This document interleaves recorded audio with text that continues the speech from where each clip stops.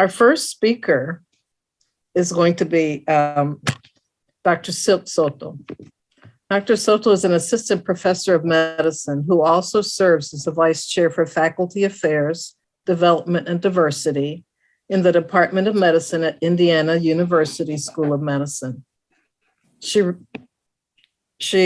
co-chairs the school's diversity council, serves on numerous institutional committees, and teaches several courses in research ethics, culturally relevant practices in medicine, and foundations in clinical practice in the Spanish immersion program. Her scholarship and research center on inequity in academic medicine. Secondly, she's joined by Dr. Manuel de la Rosa, professor of pediatrics, who is the vice president for outreach and community engagement at Texas Tech University Health Science Center. In this role, he serves as a liaison between the university and El Paso community. He also serves as a liaison to the Council on Medical Education of the APS Governing Council for 2021 through 2024. This group focuses on policies, programs, and services that affect the quality of medical education and our future physician workforce. He was also the founding dean for the Paul L. Foster School of Medicine. So you have got a wealth of information available to you this afternoon. So we ask you to just listen actively and engage with us so that we can see how we can help each other in the process. I will turn it over to Dr. Silk Soto. Thank you very much for that introduction. Let me bring up the slide deck right here, and then you can tell me if I need to switch the presenter mode, as it can be a little strange at times. So what do you see? Do you see the slide deck or do you see the presenter mode? Looks good. It looks good? Okay, good. So bienvenidos, everybody. Welcome. Buenas tardes, although Jose Manny already told me that it's not buenas tardes in California. It does feel like, you know, it's already happy hour time over here in the East Coast, so we'll let that go. I'm very pleased to join you today. This is our second time that we're doing this session, and we have some great lessons from the past. And given that there is a small number of individuals, I would like to actually encourage you to chime in whenever you want. I know that we, tend to think about, okay, leaving the questions at the end, but we are a community, we're family. Manny and I are pretty easygoing. It's more important for us to have a conversation and make sure that you are actually making the right decision in terms of your faculty track, area of excellence, et cetera. Manny, would you like to say something before I start? Claro que sí. Sure. We want to keep this informal. We want to move forward and answer your questions. If something comes up, ask the question. If you want to be a little bit more formal, we'll also be a little bit more formal, and we'll answer questions on the chat. We'll answer questions at the end as well. But what we are going to do is present a couple of powerless, pointless slides, and to encourage the conversation. But we don't have to stick with this format if you find it more encouraging. What we want to do is truly support you and get your questions answered and give you our advice. Yes. So welcome. Yes. Great. So the objectives for today will be to differentiate between common academic tracks in academic medicine and higher education. And if you're here, you probably already know that there is no necessarily common ground in the many faculty tracks, areas of excellence that exist within higher education and academic medicine. I guess indeed one of those few commonalities will be clinical research and education, and that's probably the framework that we're going to use today. But that doesn't mean that we can't answer questions about other super top secret tracks, as we know that they exist at institutions from instructor levels to lecturers to whatever the case is. Okay. I do, we will also analyze the considerations for, selecting a particular track. And the way that we do that is we will be discussing some criteria and things of that nature to help you decide. However, in my role as faculty developer, I've been doing this for several years. It's actually part of my doctorate degree. It was my doctorate dissertation, my focus on Black and Latino faculty in academic medicine. And I have found that a lot of it has to do with joy. So I will ask you to indulge me for just a few minutes to talk about joy and to think about your own joy. So we know that joy is an emotion. When we feel joy, we feel great about ourselves. We feel confident, powerful, capable. We feel loved, we feel fulfilled, and so many other feelings. These are all good reasons to experience more joy in our life, right? I am not going to bother talking about burnout and all that negativity, but really focusing more on joy. And in many ways, this joy is what gives us, that resilience and persistence that we need to really make it in academia. I try to give myself grace throughout all these years, and I have heard also from many colleagues around the country that we sometimes need to remember that the way higher education, the way it was established, it wasn't built for us, right?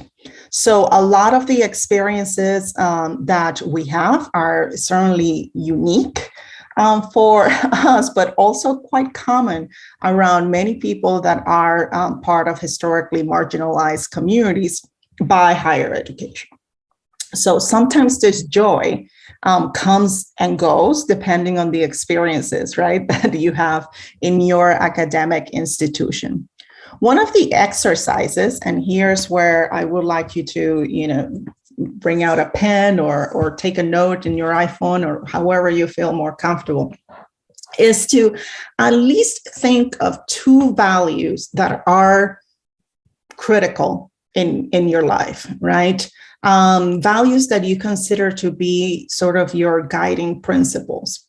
Some of those are cooperation, creativity, growth, integrity, leadership, loyalty, respect, humility, and the list can go on and on.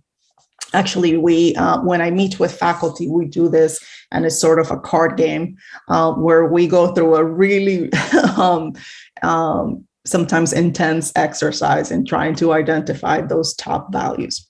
But think about those values and write a brief sentence that would tie that value to your professional experience and as well as to your personal experience.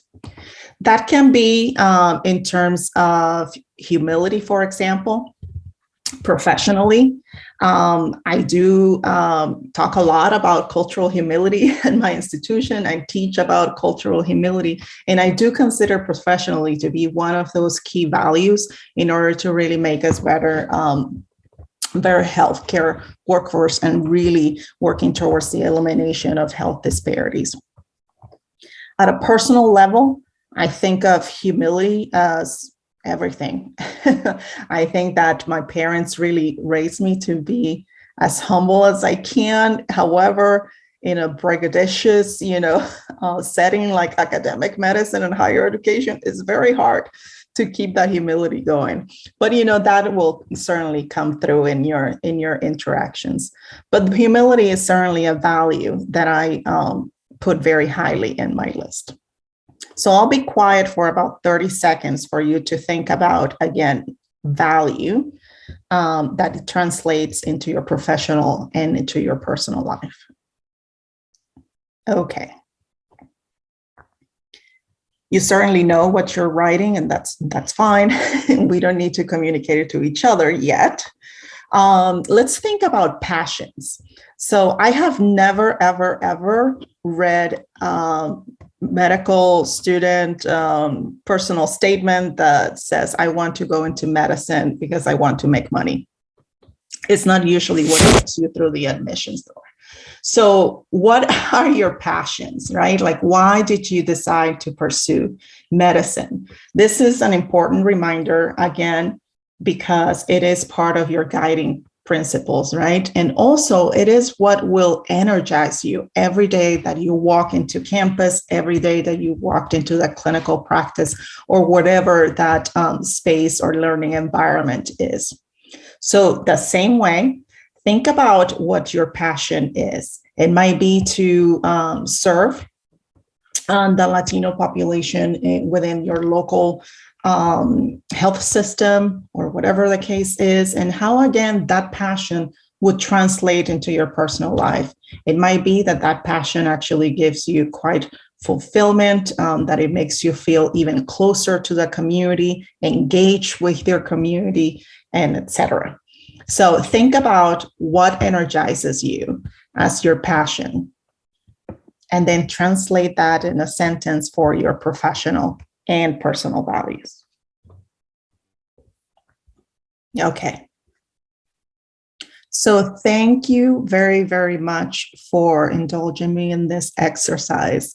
I invite you, if you would like to share your top value or your top passion in the chat, please feel free to do so. We can talk about those at the end. Or if one person has discovered something amazing about themselves in this very moment in regards to this, I invite you to just unmute and just say it, blur it out, manifest it for us. Okay. You don't believe in manifestation? I don't know. Okay. So again, the reason why I like to talk about joy first is because in understanding the aspects of your life, we want you to find fulfillment in your faculty role. And that is the only way that we can increase faculty vitality, prevent dissatisfaction, keep you in academia, okay? A few things also that this joy, values, and passions will help you with is in really thinking about this particular reflection. This is, again, an exercise that I have with early career faculty, fellows, and residents as they're thinking about academic careers. And it's, again, thinking about, okay, what is your ultimate career goal? And it might be that you don't know what your career goal ultimately is. Somebody said, hey, would you like to be faculty at our institution? And it seemed like a good idea. It seemed like a good job. It seemed like a good balance. You have the energy and the passion for teaching, et cetera, et cetera. But you can still think about, okay, well, what would be a good career goal? I hope that, again, the earlier session inspired us to become deans one day. And that's okay if that is, if that is your ultimate career goal. Also think about the institutions that appear to have or offer the conditions that will be more conducive to achieving that success. And it's not to say that we all find right away the institution that is, meant for us, right? Sometimes you may have to switch institutions, and there's another conversation about that. But really thinking about which institutions appear to offer those, the same way that you might be choosing residency because it appears to have the training that you want, be in a city that you want, and all those things. You can also think about that way, again, in thinking about your professional career. Where will you have the most useful and pertinent resources? Again, equipment, research and travel funds. Who are the people and mentors at that institution that will help you advance your interest? All those are really important. However, also you might be very interested in an institution and found that the people are not there. And let me tell you that that is also not surprising. A lot of the research and the literature will actually share that, the mentors are not all in that particular institution. In fact, you may have many mentors and sponsors and role models all across the nation. Okay, so don't let that be something that stops you, but still, you still need your family. You still need your community at that particular institution. So don't totally ignore it. What's more important to you in the long run? Again, this is an exercise on balance. What works for you? And do you have other people, such as family members, to consider in that decision? What are other thoughts that may come into play in that decision? Then you will look at that institution and wonder, what are all these faculty tracks? And Manny will also help me a little bit here in the next few slides to talk a little bit more about that. But common tracks in academia are research, clinical, education. And we put others, again, because we know that not all institutions are created equal. In fact, the saying is that if you saw one academic medical center, you saw one academic medical center, right? But in general, you will see these frames as research, clinical, education. You will also see tenure versus non-tenure tracks, or tenure versus clinical track, or something to that nature, or educator track. Those do exist. Research normally is, if you perhaps are a scientist or a physician scientist that is very much engaged in basic science research or clinical research or clinical trials or things of that nature, that you have a very good opportunity for robust funding, federal funding, and things of that nature, you may actually be better suited for that research track. For clinical, a lot of our physicians are in the clinical track, and that is not to say that the only thing that they do, right, is whole clinic or be in service, right? They do a lot more than that. The education track, you may be a clinician educator or a PhD educator, whatever the case is, you will be evaluating on teaching and scholarship that centers around teaching. Again, what the benefits of tenure versus non-tenure, we can probably dedicate a whole day to talk about this, but that is really a choice that is up to you. Tenure normally guarantees you a job at the institution. However, with HR and federal policies, that job can really be terminated in a period of time. Okay, so it's not like you have free will and you will be at that institution forever. It doesn't work like that anymore. But there is some prestige and some securities that come with that achieving tenure, which are really important, especially for LHS Plus faculty. In talking again about who makes it to these dean's roles, you will see that a lot of these individuals are full professors who have achieved this type of status. You will also see that there are areas of excellence within those faculty tracks. They may not call it area of excellence at your institution, but the criteria may actually say, you have to be good at this. And remember, if you decide to be in a research faculty track, then your area of excellence and where all your work and time will probably be spent is on research. The same thing with education and clinical. Now, Indiana University is a little bit different than other institutions in which service is actually an area of excellence, and that is not everywhere. But this service, again, can be translated into clinical research and education, and I'm happy to talk a little bit more about that.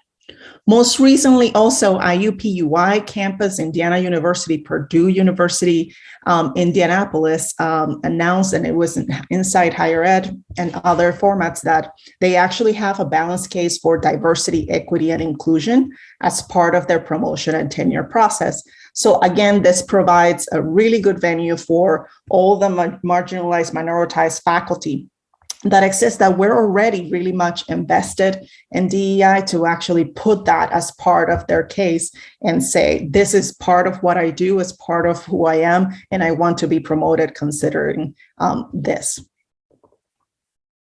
I will stop there for a second to see if anybody has any questions about faculty tracks, areas of excellence, what the differences are, before we talk a little bit about the accomplishments and how to demonstrate excellence in these areas.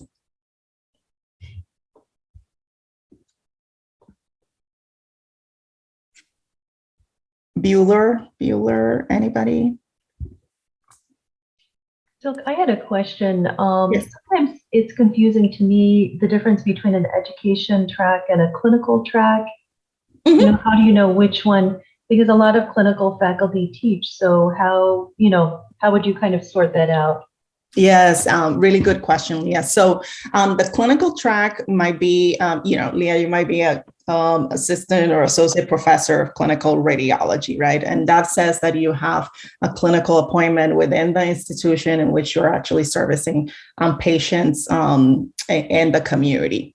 Now, not all clinicians are educators, right? Depending on the healthcare system that might be associated with your institution, there might be a track that is purely for clinicians that are not doing any education of learners, right?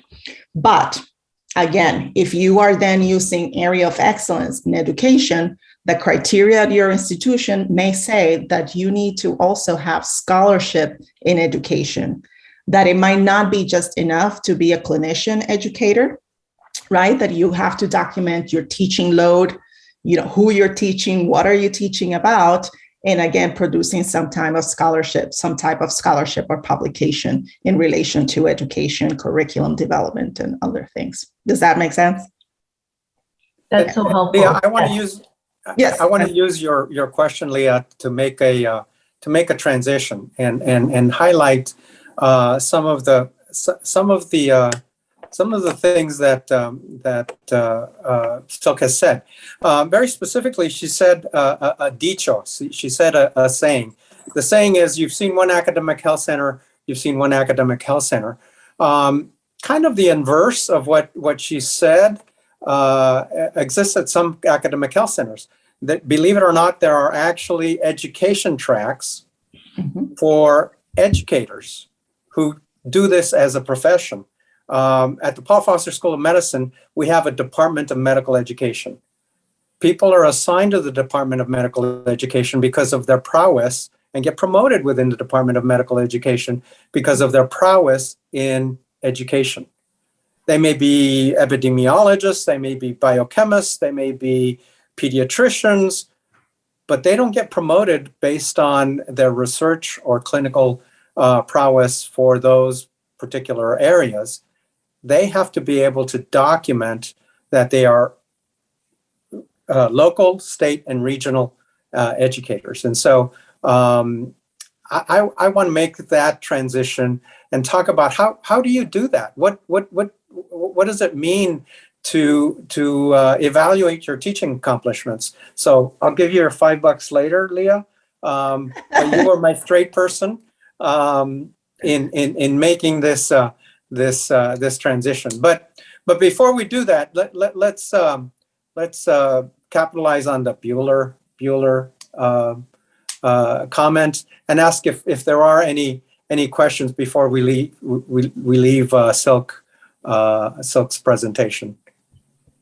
I actually wonder how many people know what that means. Yeah, I was going to say you're dating yourself, but we need our Bueller version in Spanish. Yeah, well, joven. Anyway. I guess I was wondering, hello, buenas tardes, from Los Angeles. I'm wondering, because I'm a health sciences clinical instructor at UCLA, and I will be moving up, but this year that's part of my promotion that I'm getting. But I'm just interested in, would there be an opportunity for there to be an individual, counseling to kind of go through? I received something from academic personnel, and I'm a little bit confused about which one do I pick and what are the differences? Because there's the next series is either health sciences clinic or professor series. There's what was the other group that they mentioned? Professor in residence, adjunct professor series, and then there's some, they even referenced the clinical X series. So I'm just hoping that if anyone would be available. I know that we're meeting individually with someone later this week, but I just wanted to see if there's an opportunity there too. So I volunteered for the individual sessions. I'll make time for you if my sessions are full. Send me a text or an email. By the way, I always start my presentations by giving people my cell number. I'll put it in the chat, and I'll be glad to meet with you to talk a little bit about your personal situation. Because if you've seen one academic health center, you've seen one academic health center, and sometimes you need personal counseling, not psychotherapy in any way, shape, or form, but counseling.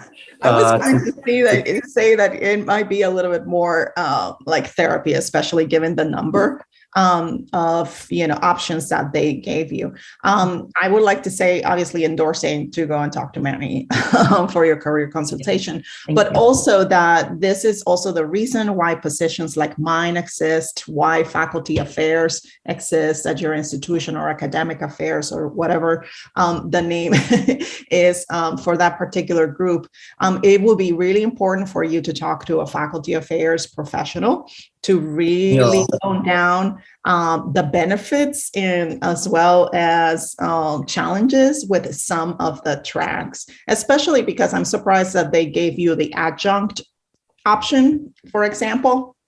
Not that I have anything against adjuncts, but against that particular track.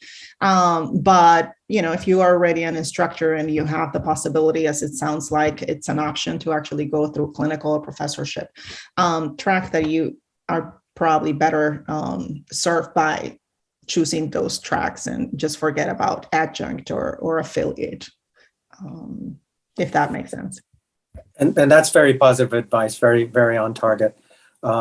Stay away from the adjuncts, because and my message is, remember, you're a real faculty member, okay? You're not there because you're an imposter.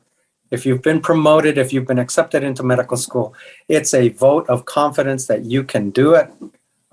It's not that they let you in or anything of that nature. And I do think if you take anything from the next 3 days, there is no room for the imposter syndrome in your mentality.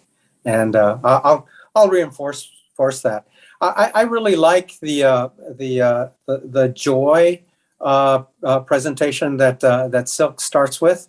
I want to include a dicho, really, and our friends at a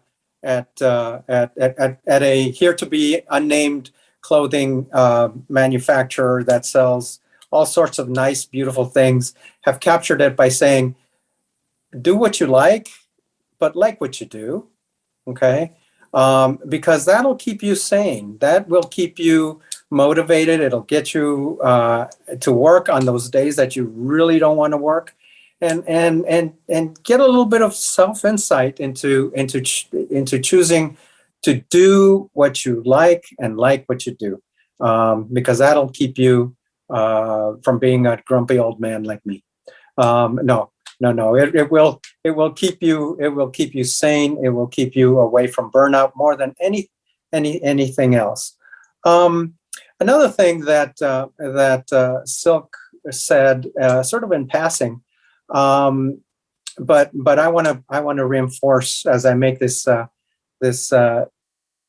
transition, is a saying that was very common in our family. As we made a transition from thinking that cultural humility was to be humble, but rather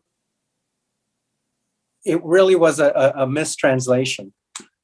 My mother always told us to not have ambition, okay? And if you transliterate that, it means to not have ambition. But that's not the same thing. Ambition is not ambition. Ambition is not admission. Ambition, even though if you look it up in the Merriam-Webster translation, ambition in common usage is more unfounded desire. Okay? Ambition is something that you want to have because it propels you. Ambition is voracious desire or unfounded capability. And so you need to stop thinking by transliterating and get the gist of the word so that you understand what your parents are telling you. It is not ambition to want to be the dean of your medical school. That's ambition. And it is not incomprehensible and unbiased to have ambition to be the dean.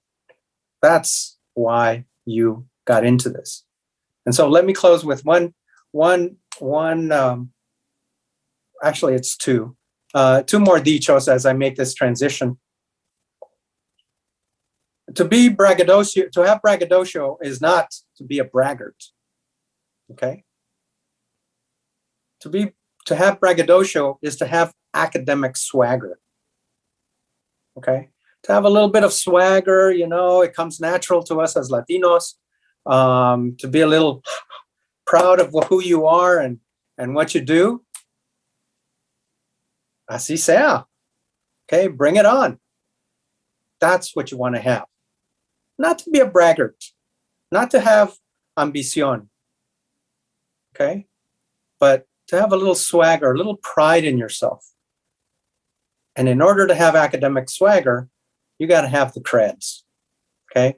Not only the street creds, but you have to be able to demonstrate what you did. Everybody knows we all teach really well. But as the dean, show me the creds. And so you need to be able to put measurable outcomes of teaching. The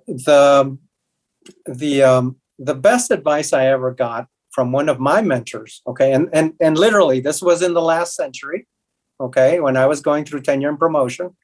It was literally in the last century. And his tenure and promotion was actually in the century before that. Notice that it was a he.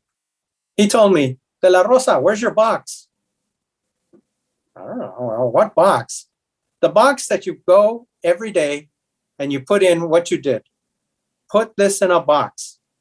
Well, all I did was tell Joselito over there that he needed to write a paper. That's called academic counseling. Write it down, put it in a journal, put it in your box. Because at the end of the year, you will be able to pull out those documents and say, you mentored 65 students. Where's your box?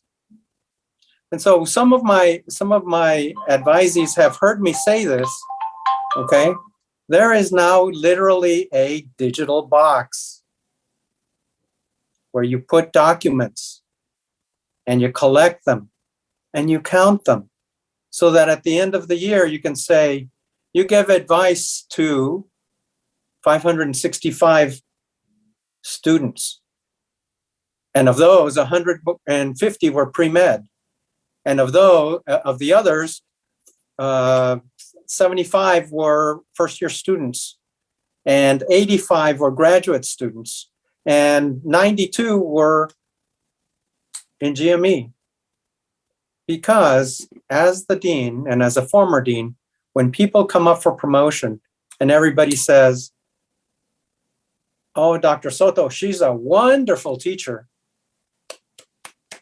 give me the document. The second thing that I tell people is there are no better judges of your teaching prowess than your learners. Everybody has to fill out an evaluation, especially medical students. And when medical students brag and thank you,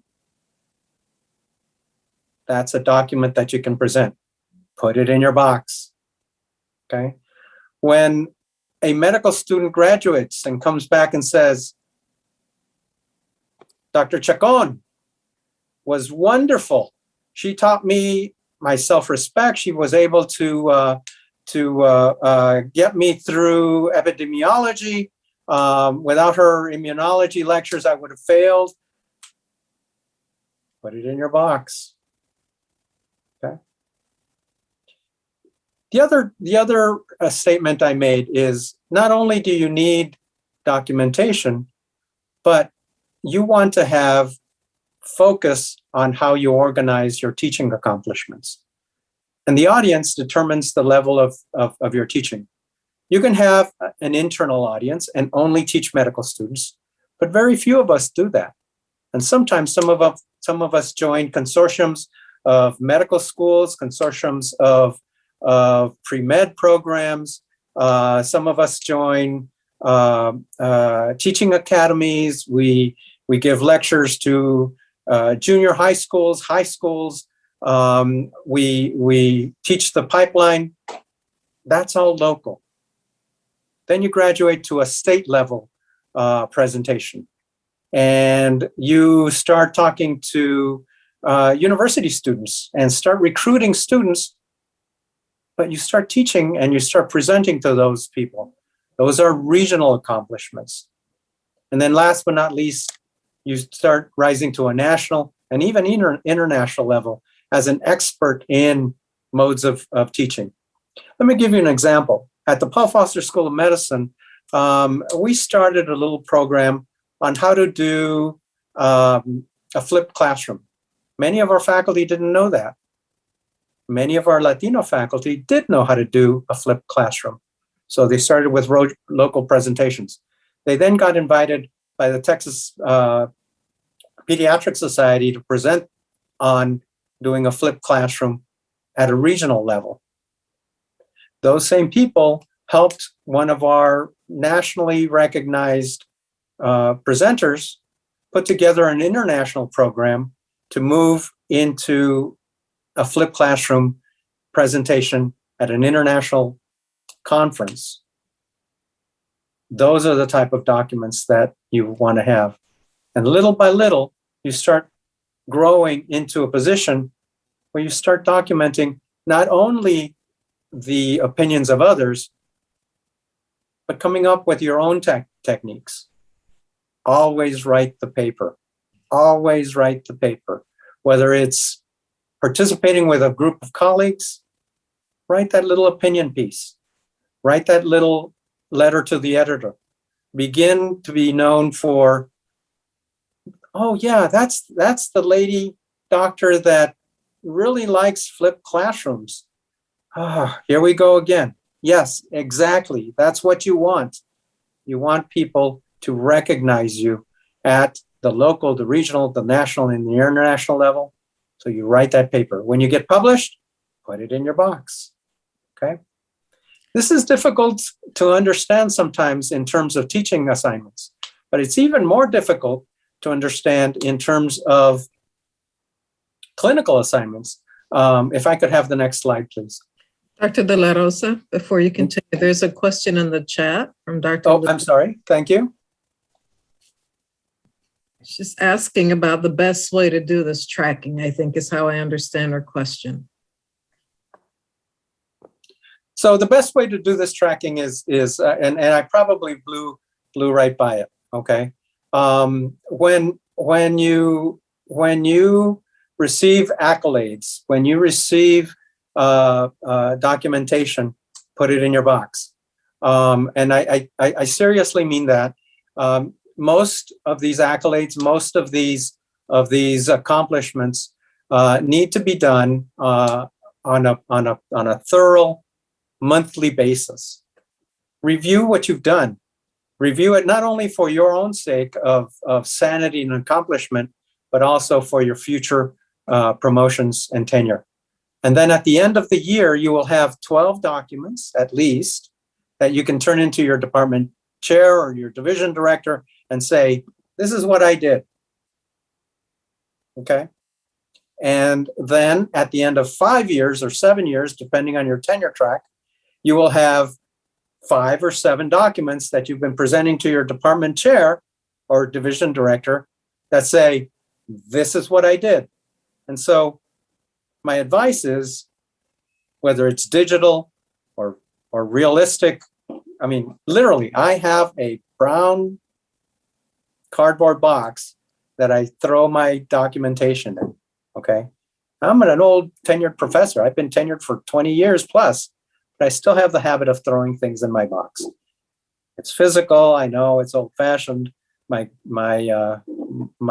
daughters kid me about it, but if you have a way to do it digitally, to do it on a monthly basis, to do it on a yearly basis and begin to accumulate, that's your digital portfolio. That's your education portfolio. Let's move on. The same kind of thing goes to clinical service. The easy way to do it is RVUs. The easy way to do it is save those patient letters. The easy way to do it is to classify it in terms of local, regional, and international. Remember, referrals to your service are because of your clinical prowess. When Dr. So-and-so says, you know, Dr. XYZ is kind of an expert in mental health disorders in children under the age of 12. They're coming to be taken care of them by you because of your clinical prowess. Put that in your box. When somebody from another city refers somebody with a learning disability to you as a pediatrician, that's a regional referral. Eventually, you begin to get international and national referrals. Those are the levels of clinical service. And as always, the same kind of thing. Write the paper, write the case report, write the series so that you are documenting your clinical service and turning it into scholarship. I know I have maybe 2 minutes left, so let's talk a little bit about research. Let's move on to the last one. Research, everybody teaches you how to do that, but don't ignore evaluating your scholarship accompaniments. I'm going to close with one. No, I said I was going to close with 2. The old saying, publish or perish, is very, very, very real, okay? And I think we have 15 minutes for questions, but let me leave you with my father's saying, okay? My father's saying was, "Mijo," he usually added a word that went, "no seas," and started with a P. He was talking to his son. We have all heard it, yeah. Always remember, es mejor ser último en la línea inteligente que primero en la línea burra. Always, always have ambition. Always strive to be the best, because you are the best. No room for imposter syndrome. Document everything and get that promotion. Okay, questions and discussions. Let me open it up.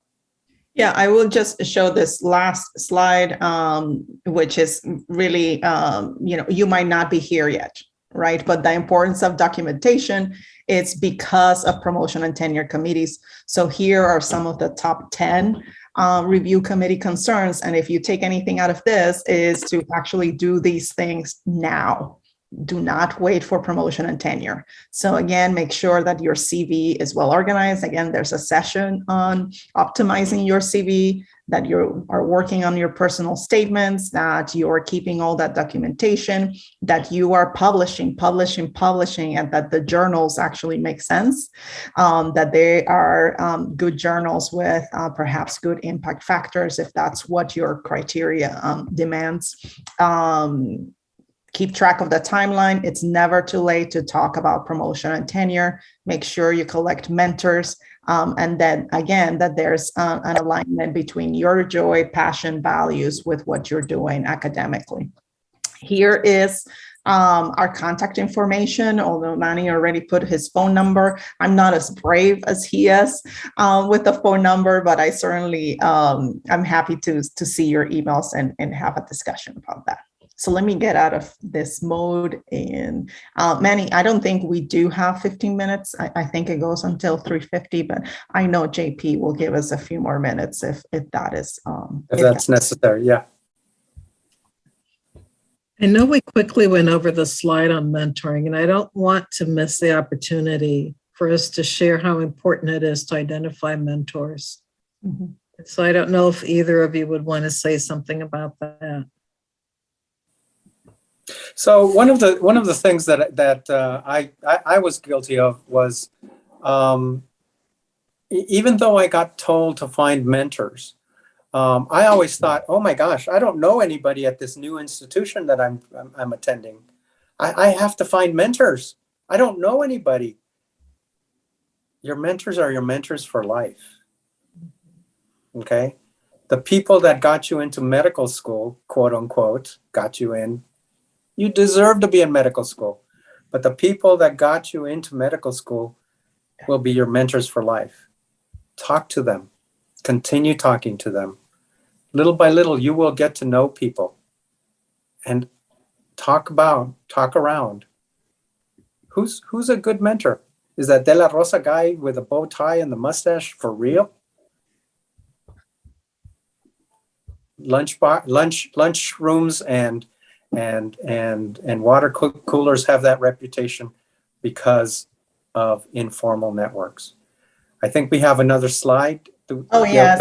I was just putting this slide in the context of what you were talking, and I think what Dr. Moraine was referring to. So we didn't talk much about this slide. We have talked about it in the past, but just expanding on Manny's comment is that don't be like too narrow in your definition of mentoring, because it's a big mentoring umbrella. So you may actually find that you have coaches, that you have sponsors, or you need all of these, right? Like coaches to help you get the projects done, sponsors that would say your name, navigator agents that will tell you who not to make mad at the institution or where to go to for resources, that you need allies as part of your mentorship, that you need champions and cheerleaders that will, get you through, that they're role models. And again, they might be at your institution, they might not be at the institution, but all those individuals are important.